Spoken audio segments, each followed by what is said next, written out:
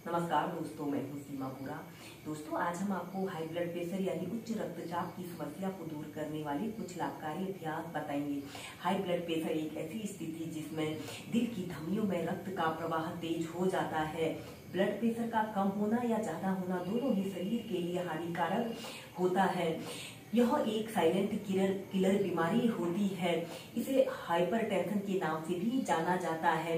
High blood pressure होने के अनेकों लक्षण दिखाई देते हैं। इसमें व्यक्ति के सिर में लगातार दर्द बना रहता है, रात को नींद नहीं आती है, सीने में दर्द होना और सांस लेने में तकलीफ होना और दिल की धड़कनों का असामान्य होना और थकावट होना, कमजोरी होना जैसे अनेकों लक्षण उभर आते हैं। इस समस्या के होने के अनेकों कारण होते हैं। इसका मुख्य कारण less physical activity, over eating और अनहेल्थी ईटिंग, स्ट्रेच का होना, मोटापे का होना, खाने में अधिक नमक का यूज करने के कारण और हार्मोनल कारण, जेनेटिक्स कारण भी होते हैं और एज, जेंडर भी इस समस्या का कारण है। दोस्तों, हाई ब्लड प्रेशर की समस्या को दूर करने के लिए सबसे पहले आप दिन में कम से कम 3 से 4 लीटर पानी नियमित पिए और जब भी आप सुबह नहाएं तो 1 गिलास आपने ठंडा यानी सादा पानी पी लेना है। इससे भी ब्लड प्रेशर कंट्रोल रहता है। इस समस्या को दूर करने के लिए सबसे पहला अभ्यास हम करेंगे जानु शीर्षासना। ऐसे ही दंडासना की पोजीशन पर आपने बैठ जाना है और अपने दोनों पैरों को ऐसे आगे से जितना आप फैला सकते हैं उतना फैला लेते हैं और अपने राइट पैर को ऐसे घुटने से ऐसे मोड़ लेते हैं और अपने हील को ऐसे अपने पेल्विक एरिया के समीप ऐसे लगा लेते हैं और श्वास अंदर भरते हुए अपने दोनों हाथों को ऐसे ऊपर उठाना है और श्वास छोड़ते हुए ऐसे आगे को झुक जाते हैं। अपने दोनों हाथों को ऐसे तलवों के नीचे से रख लें और अपनी कोहनियों को जमीन पर स्पर्श कराने की कोशिश करें और फिर जितना आप आगे को झुक सकते हैं, अगर स्टार्टिंग में इतना ही कर पा रहे हैं तो इतना ही करें। नियमित प्रैक्टिस करने से अपने सिर को ऐसे अपने घुटने पर लगा सकते हैं। 30 सेकंड तक रुके।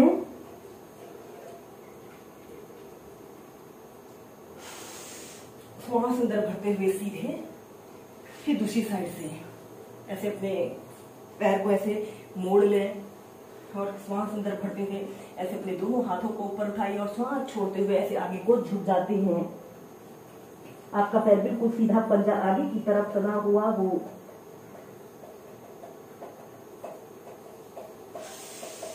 ऐसे ही दोनों साइड से इसे आप कम से कम 4 से 5 बार कीजिए।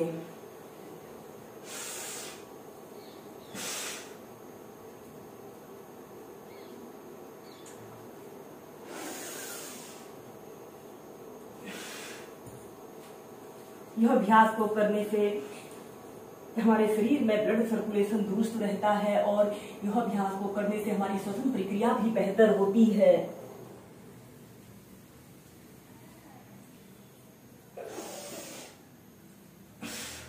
फिर इसके बाद आपने ऐसे ही दंडासना की पोजीशन पर ऐसे बैठ जाना है। श्वास अंदर भरते हुए अपने दोनों हाथों को ऊपर उठाइए और श्वास छोड़ते हुए ऐसे आगे को झुक जाते हैं। अपनी दोनों हाथों से ऐसे अपने दोनों हाथों को तलवों के नीचे से रख लें और अपने सिर को ऐसे अपने घुटने पर लगाने की कोशिश करें।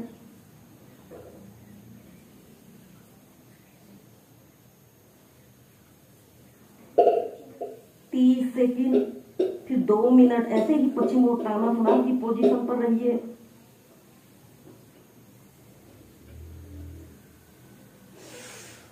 श्वास अंदर भरते हुए सीधे।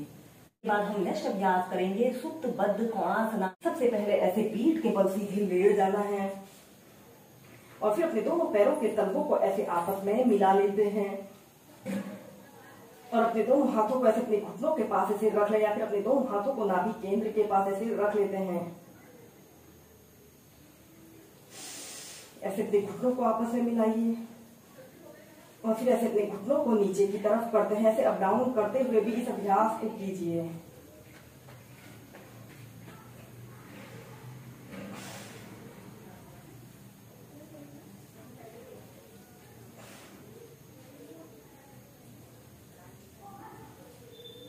फिर सीधे।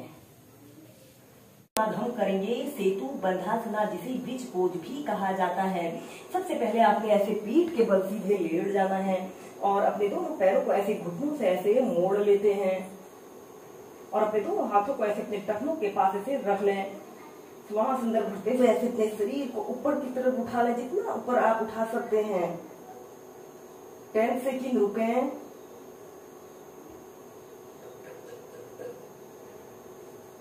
श्वास छोड़ते हुए नीचे।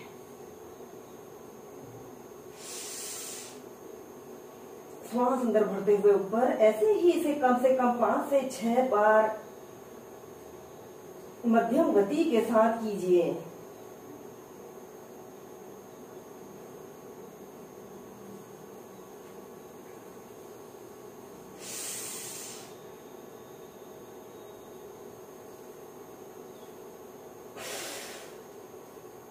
और फिर ऐसे अपने दोनों पैरों को सीधा कर लेते हैं। नेक्स्ट अभ्यास करेंगे शशांक आसन को वेरिएशन के साथ प्रैक्टिस करेंगे। शशांक आसन को करने के लिए आपने ऐसे वज्रासन की पोजीशन पर ऐसे सबसे पहले वज्रासन की पोजीशन पर ऐसे बैठ जाना है और अपने दोनों हाथों को श्वास अंदर भरते हुए ऐसे ऊपर उठाइए और श्वास छोड़ते हुए ऐसे आगे को झुक जाते हैं और ऐसे अपने माथे को जमीन पर स्पर्श करा लें और अपने दोनों हाथों को ऐसे आगे की तरफ स्ट्रेच करें। कम से कम 2 मिनट तक इस शशांक आसन या जिसे बालक आसन भी कहा जाता है को कीजिए।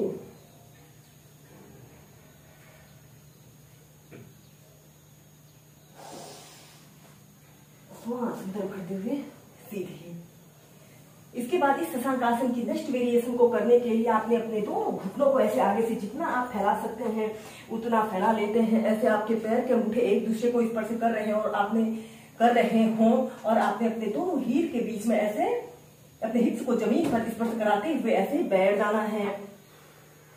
श्वास अंदर भरते हुए ऐसे अपने हाथों को ऊपर उठाइए और श्वास छोड़ते हुए ऐसे आगे को झुक जाते हैं। अपनी छाती को और अपनी ठोड़ी को जमीन पर ऐसे स्पर्श करा लेते हैं। ऐसे अपनी ऊपरी शरीर को ऐसे आगे की तरफ जितना तान सकते हैं तानिए और एक आरामदायक अवधि के लिए कम से कम 2 से 5 मिनट इस न्यू शशांक आसन की पोजीशन पर रहें। यह अभ्यास हमारे शरीर को काम, कूलिंग और रिलैक्स स्टेज में लाता है।